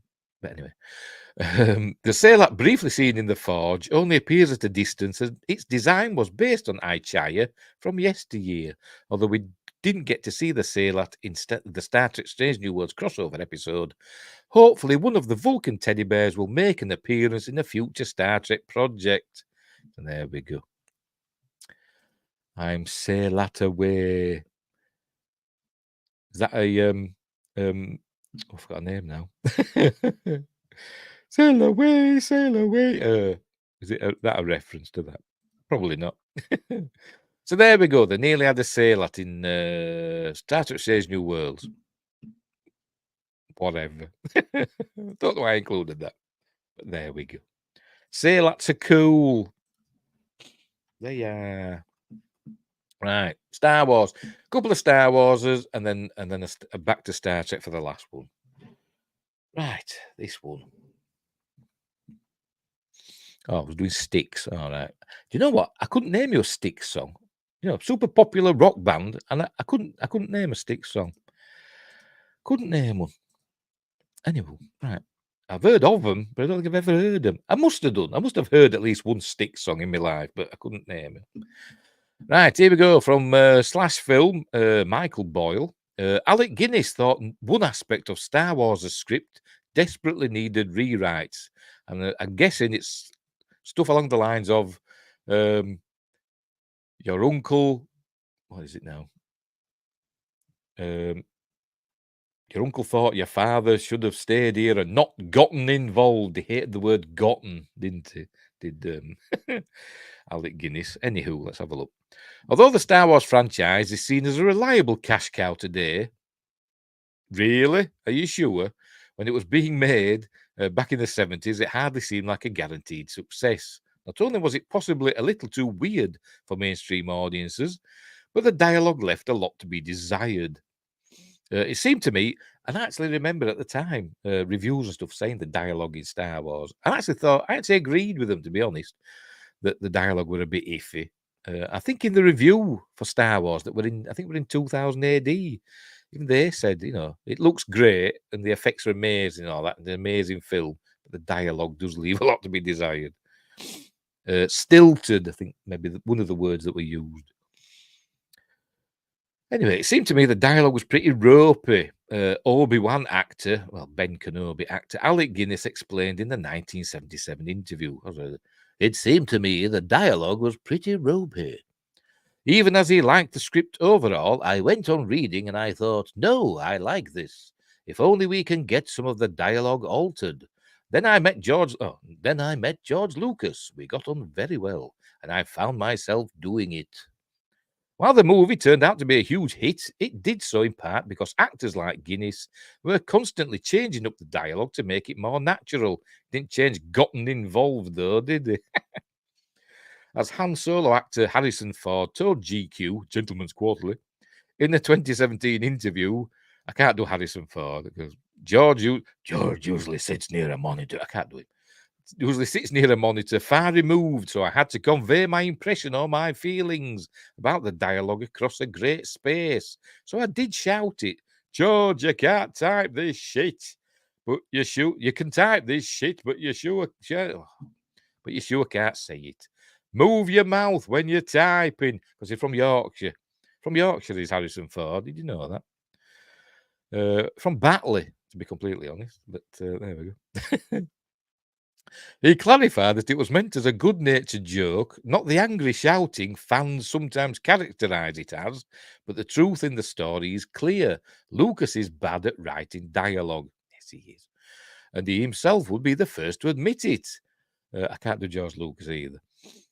My dialogue is very utilitarian and is designed to move things forward, he told Empire in 1999. I'm not Shakespeare. It's not designed to be poetic.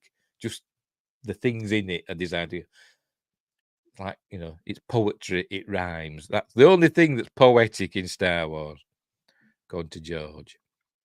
Although Lucas thankfully had plenty of editors, his wife among them, and improvising actors on set to help pave over this issue in the original trilogy, critics at the time still had no trouble pointing out that the dialogue was the movie's weak point. John Simon of New York Magazine described it as dialogue of overwhelming banality back in 1977, and Peter Keogh of the Boston Phoenix casually dismissed the dialogue as lousy. That might seem surprising to modern viewers. So we've got used to it over the years, though, haven't we? But I do remember at the time thinking some of this dialogue's a bit iffy. Watch your mouth, kid. You'll find yourself floating home. That stuff like that. The delivery, it wasn't great, was it? But the main reason the dialogue in the original Star Wars trilogy seems as good to us today is because we have the prequel trilogy to compare them to. It's hard to get on. It's hard to get on the original movie's case after decades of hearing bafflingly clunky lines like "I'd rather dream about Padme" and "From my point of view, the Jedi are evil." Yeah, and of course, I don't like sand. It's coarse and rough and irritating, and it gets everywhere. I don't mind that bit, to be honest. I don't mind that bit. Because he's talking to a girl that he's in love with, and you say stupid things to girls that you're in love with, don't you? Was KK by the coffee maker in 77? Probably. She was looming, wasn't she? Was it 1981 Raiders, where she was making coffee for Spielberg? That's when her head first popped up. Anyway, I forgot what I want now. Lucas may have rightly said his dialogue was not as good as Shakespeare's. Hey, nonny, nonny. But after watching the prequels, his dialogue in the original trilogy does start to look sort of Shakespearean in comparison. The Star Wars prequels gave us George Lucas at his most unrestrained, with precious little editorial feedback to prevent him from going through with 3 screenplays that clearly needed at least another round of polishing. They were first drafts. And I think, supposedly, for Attack of the Clones and Revenge of the Sith, he got help with the screenplays. Somebody else is, credited with the screenplay as well as George Lucas. I can't remember the names, but I wonder if they were like made up people. I bet they were. You can also chalk the OG up to being dated language too. Yeah, that's like 70s, isn't it? It's 70s. The original Star Wars movies were great because the clunky dialogue was rewritten as Alec Guinness hoped it'd be. Apart from gotten. He never got rid of that, did he? Should have stayed home and not gotten involved. He hated saying that. It's just a shame that the prequels didn't follow suit. The prequels weren't that bad, though. First draft, second draft, third draft, and paste. Yeah. Oh, draft. Yeah. They got that one.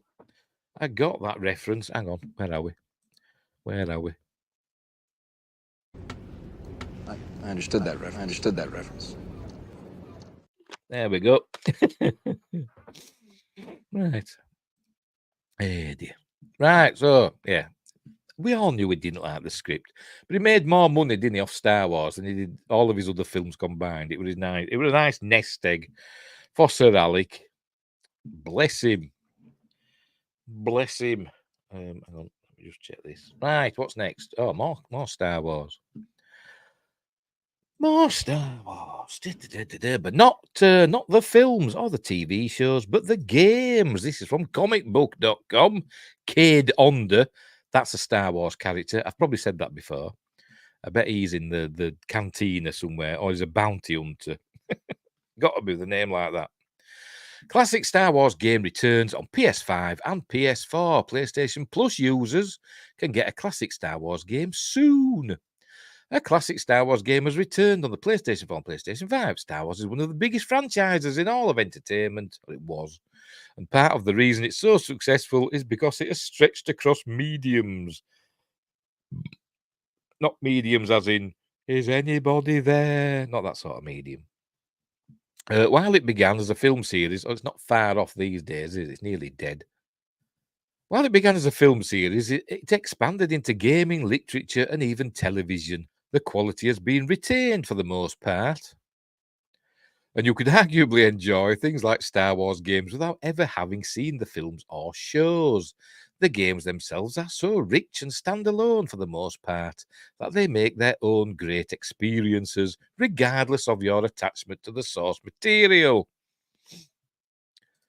Wasn't there a show called Medium? Yes, there was. Yes. I forgot her name. She were in Nightmare on Elm Street 3 that starred in it, wasn't it? I never watched it, but yeah. Games like Star Wars Jedi Survivor, which I've got here. I've not got around to playing it yet. Star Wars Battlefront 2, which I did start playing, but I got stuck on the campaign. I couldn't get past the ATST, ATST, whatever you want to call it. Couldn't get past it. And more are all modern classics, but there are a ton of older games pre-Disney Star Wars that are worth playing, and thankfully, they are slowly being made available on modern platforms. Starting January 16th, PlayStation players who are subscribed to PlayStation Plus can grab Star Wars Episode 1, The Phantom Menace, which I had that for whatchamacallit, PS1. Is he saying, look, ATST is easy. Well, I never figured it out. It just kept getting me every time. And I didn't bother looking up how to get past it, so. Well, Phantom Menace, the video game adaptation of the heavily criticised prequel film. Of course, the film follows the plot of the film, so you can expect them to battle Darth Maul as Qui-Gon Jinn and Obi-Wan Kenobi, as well as other key events in the film. It is, however, a non-linear story, and there are side quests to participate in, so you may get more mileage out of it than your ordinary film-to-game adaptation. The game has a 7.1 average user score on Metacritic and seems to have a decent reception from fans. So if you want to catch up on Star Wars games, this may be maybe a worthy game, proofreading, to add to your library. You can view an official description from PlayStation below. Yeah, blah, blah, blah. We don't need to know all that. Is that it? All right. PlayStation has a ton of other classic Star Wars games, including Star Wars Episode 1 Racer and Star Wars Republic Commando. There's also Star Wars Bounty Hunter as well. Because I downloaded that. I got that off the PlayStation Store, and I didn't get very far into that either. I'm rubbish at games. The latter of which is one of the best Star Wars shooters out there. If you're a PlayStation gamer and a Star Wars fan, you can amass a pretty good collection. There's also Star Wars Jedi Knight. Is it Jedi Outcast? That's on there as well. And I downloaded that as well, and I couldn't. The controls. I've played it before on PC, and it's hard to do on a controller. But anyway, so there we go. You can get Star Wars Episode 1, The Phantom Menace, from January 16th. So I'll have a look at that. So I remember playing that, and I quite enjoyed it back in the day. Probably won't be able to play it now, and imagine it'll look all blocky and horrible. But there we go. Right. Next. What's next? All right, last story. Right, last one. Star Trek. Back to Star Trek. I don't know why I've split these Star Trek stories with the Star Wars, but anyway. In other words, they are re-releasing classic games and effing them up. I don't know. We'll see. Hopefully it's just a straight port and it'll just play as normally. Maybe they might have smoothed the graphics a little bit. I don't know. We'll see. Oh, it's just me. It's just me that can't play games. I'm rubbish. I'm rubbish at games. I make no bones about that. I'm a rubbish gamer. If you watch me playing games, you'll know that in my streams. Behave. Wait, yeah. Come on, you're going out. What's going to happen?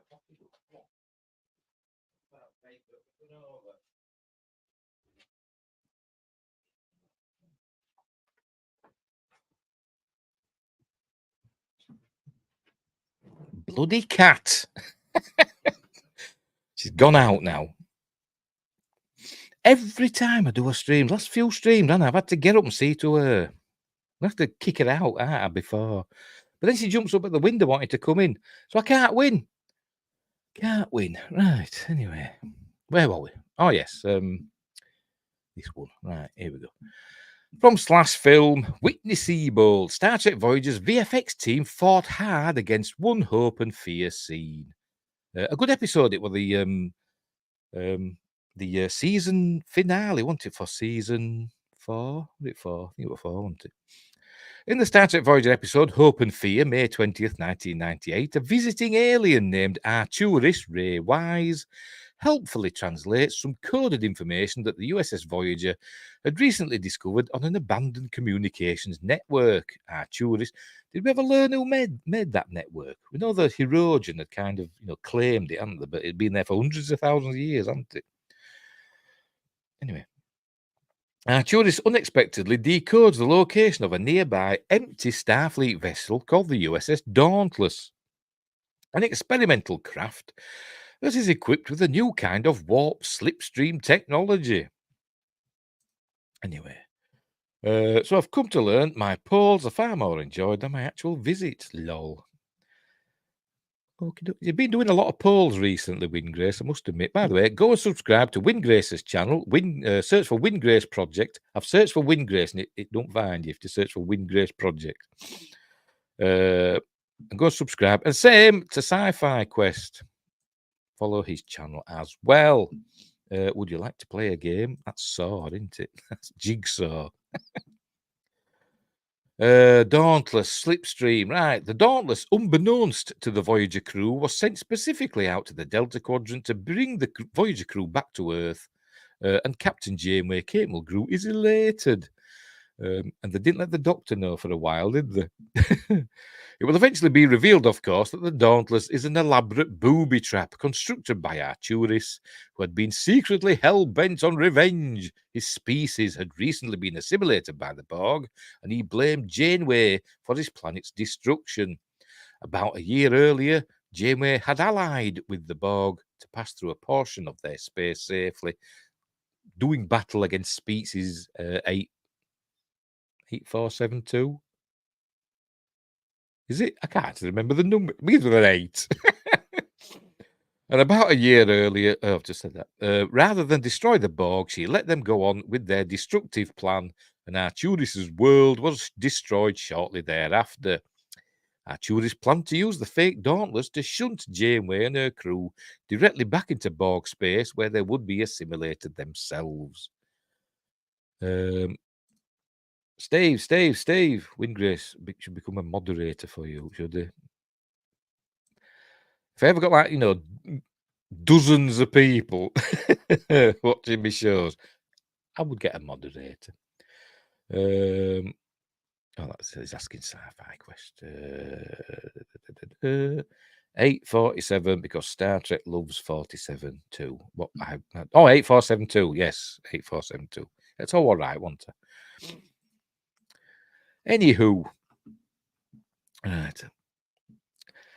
I wonder because I've got my friend, his birthday is got similar numbers in, and I get them mixed up. Where were we?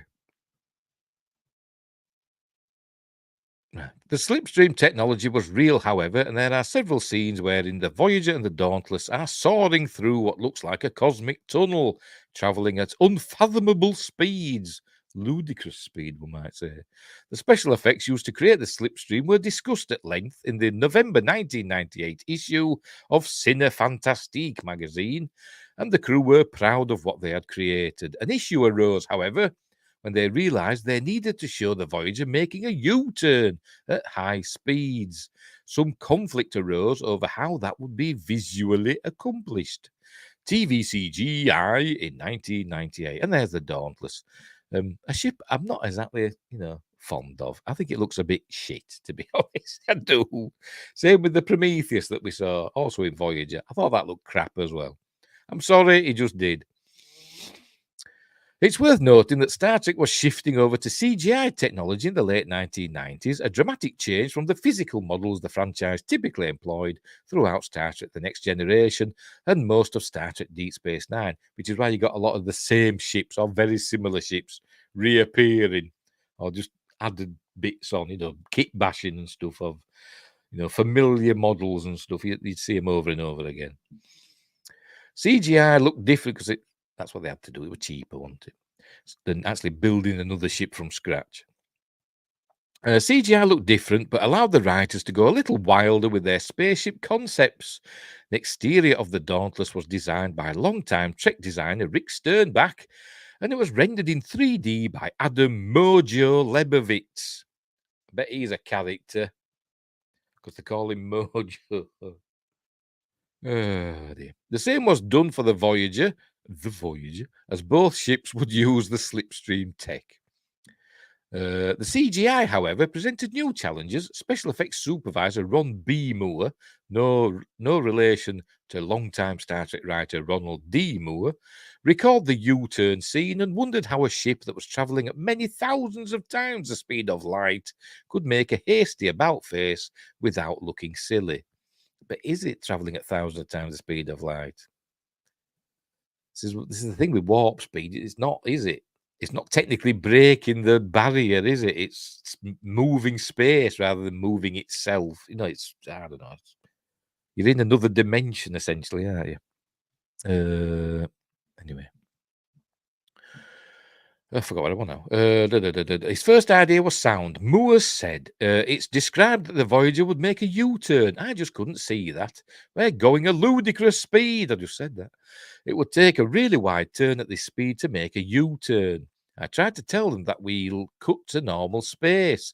We'll see the Voyager pop out, and then we'll go back to the slipstream, and then see the Dauntless is still continuing, so we have a direct cut between what the two ships are doing.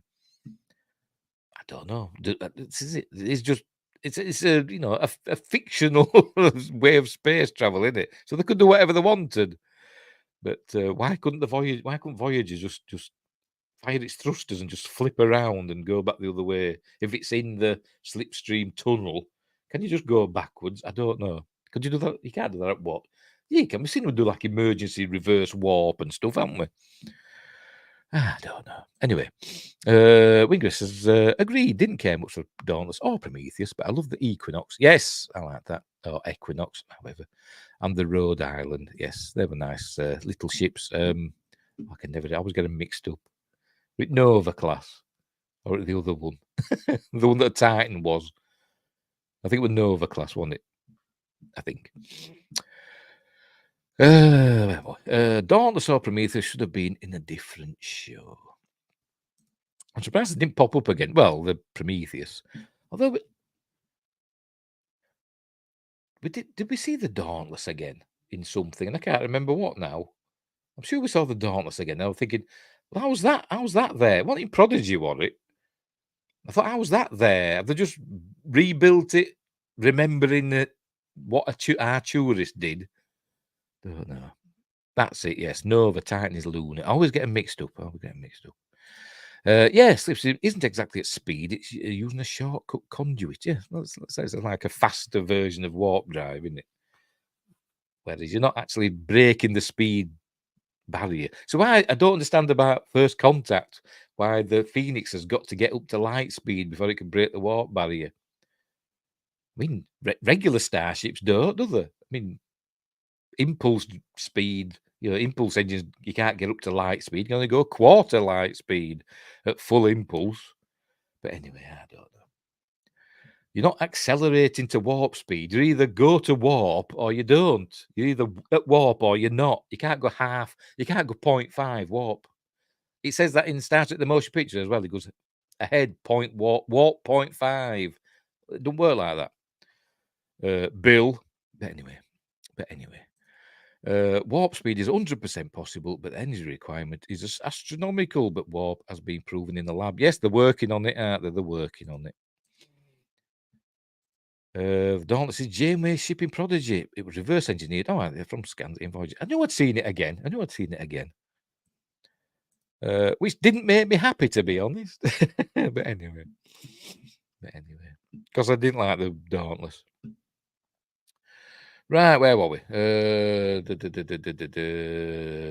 then we see Daunt still continues to have a direct cut between what the two ships are doing, cutting in and out of the slipstream tunnel, as it were. That makes sense. Spinning a ship around and going back to where it came from, however, would have messed with the planned geography of the scene.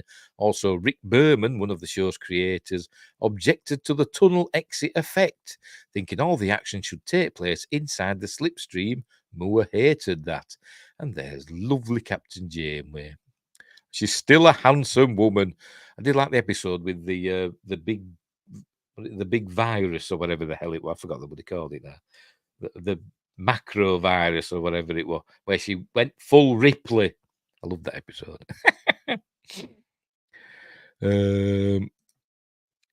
Have you disengaged the external inertial dampeners? I've heard that in something recently. I can't remember what it was. I've forgotten. I've heard it in the Star Trek, and I can't remember which one. Anyway, it was agreed by the SFX technicians that exiting the slipstream, turning around and re-entering it would make the most sense visually. Then the boss got involved, Moore continued. Then Rick Berman saw it and he felt differently. He wanted to see it inside the slipstream. Dan Curry and I said, we don't want to do it. It will look cheesy. Well, that's just the way it is. We need to see the turn. So we talked to Mojo. Oh, were it in that? Macrocosm. Is that the episode, Macrocosm? She meant full Ripley, didn't she, in that? Oh, yes, because they said to Sulu, didn't they? Yeah. Yeah. They went to warp and it didn't happen, did they? And they said that. Putting him in his place. Anyway, where were we? Look cheesy. So we talked to Mojo and I told him what I wanted to see happen. He ran a test, sent it to me, and it wasn't quite there. But immediately I saw this is going to work. So I talked to Mojo and I also talked to John Tesker about how I could get what I wanted based on what they had already shown me. Tesker's an ace name. I can imagine a Bajoran called Tesker. Who said, Ripley, I'll be in my room again. I don't know what people see in Sigourney Weaver. She's never done anything for me. But anyway, there you go. Each to his own. Each to his own. But she did look nice in Galaxy Quest. A blonde wig suits Sigourney Weaver. So there we go. Dan Curry was one of the visual effects supervisors on Voyager, as well as Deep Space Nine, Next Generation, and Star Trek Enterprise. So he knew the ins and outs of starships better than anyone. He also famously designed the Batleth, the sword used by Klingons. Luckily, Mojo was able to use its CGI know-how to think outside the box. We never saw a Batleth. Well, obviously, because they hadn't been designed, have they? But we never saw a Batleth in the original series with the Klingons, did we? Maybe they just didn't take them with them. Tesker has become a prolific digital artist for any number of high-profile blockbusters. Between the two of them, a U-turn in a tunnel was doable. John gave us the shot, Moore said, and it's really cool. It's another of those times where Rick was right. Yes, she was good in Galaxy. She looked nice in Galaxy. She's good in everything, but she looked nice in Galaxy Quest. Never mind, you just said that. I like a strong woman, lol. I like it a lot. Berman got what he wanted, and it only took a little innovation to get it right. It was a wonderful case when everything came together correctly. Clips available online may give the reader a good idea of what the episode's final chases were like, and we'll have a look at it now. We'll have a look at what we've been going on about, basically what happened. And all it is, it lasts about 2 seconds. It does. It does. So we'll go full screen. Right, here we go. Are you ready? Alter our slipstream. Hard starboard. Take us back the way we came.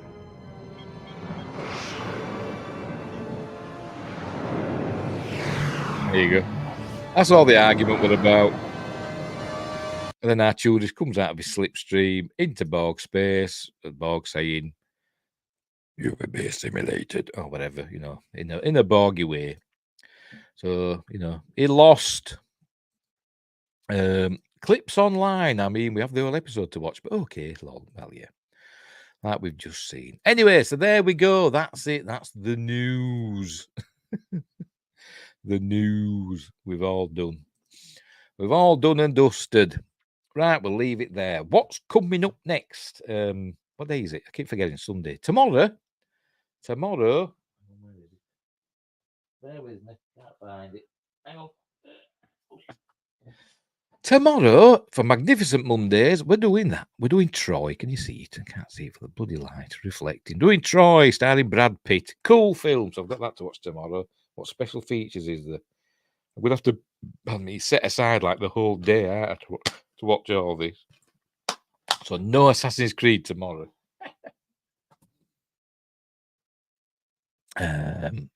Yes, tomorrow, Troy, yes.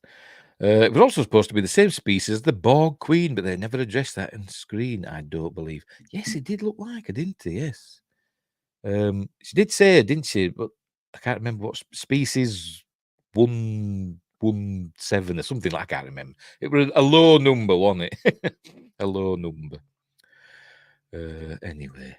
Can't say felt quite sorry for him, to be honest. So quite a likable character with Arturis. But and I did sympathise with him. But he picked on the wrong biatch, didn't he? In Janeway. And he lost. Anyway, so that's tomorrow. Troy tomorrow. On Friday, next Friday's Appointment with Fear is Friday Night Part 2. We did Friday Night Part 1 last week. I thought, sod it, I'm going to do Part 2. I've ordered the Blu-ray. I found it on eBay. Hopefully it'll work. And hopefully it'll arrive in time. It's supposed to arrive Wednesday, I hope. We will see. So that's on its way. Fingers crossed. So if anything happens, I will change it. Maybe. Or maybe not. We will see. Right. So we'll leave it there. So thanks, Wingrace, and thanks, Sci-Fi Quest, for keeping me company and making the show a gazillion times better than it would be. And Wingrace having me looking up things on Memory Alpha. Later, guys. See you in chat tomorrow. Great stream, Steve. Take care, pal. You too. And get some videos done. Videos done. And same for you as well. You'll get some videos done and all. And some more polls, Wingrace. Right, we'll leave it there. So, thanks for watching, wherever you are. Look after each other. And until next time, hang on, I've got to find me. Where's my outro music? Is there? Until next time, I'll see thee. Where is it? There.